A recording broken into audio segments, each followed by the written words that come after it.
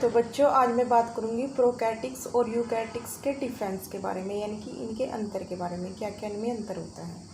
तो प्रोकैटिक्स की अगर मैं बात करूं, प्रोकैटिक्स में क्या होगा, केंद्रक नहीं पाया जाता। वहीं यूकैरियोट्स में क्या होगा, केंद्रक प्रेजेंट होगा, यानी कि केंद्रक उसमें पाया जाएगा।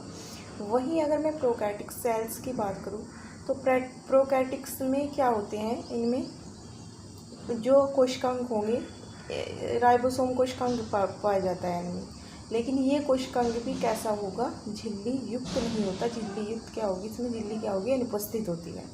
वहीं यूकैरियोट्स की अगर मैं बात करूँ तो यूकैरियोट्स में क्या होगा, जितने भी कोशिकांग होंगे उनमें क्या होगी, झिल्ली उपस्थित होगी, यानी कि झिल्ली युक्त होते हैं। ठीक है। उसके बाद अगर मैं बात करूँ प्रोकैरियोट्स कोशिका की, तो प्रोकैरियोट्स में जो डीएनए होगा वो गोलाकार होगा। हिस्टोन प्रोटीन क्या होगी, इनमें अनुपस्थित होगी।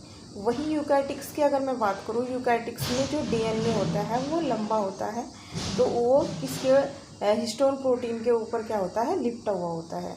वहीं अगर मैं प्रोकैरियोट्स की बात करूँ तो प्रोकैरियोट्स में जो होगा, जो उसमें कोशिका द्रव्य होगा वो गति नहीं करता।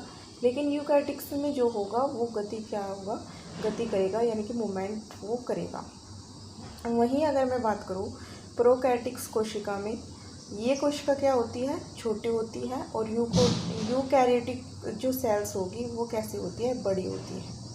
वहीं अगर मैं बात करूँ प्रोकैरियोट्स कोशिका की, तो प्रोकैरियोट्स विभाजन होने में 10 से 15 मिनट लेती है। वहीं यूकैरियोट्स कोशिका की बात करूँ तो 24 आवर, यानी कि कितने, 24 घंटे विभाजन होने में टाइम लेती है।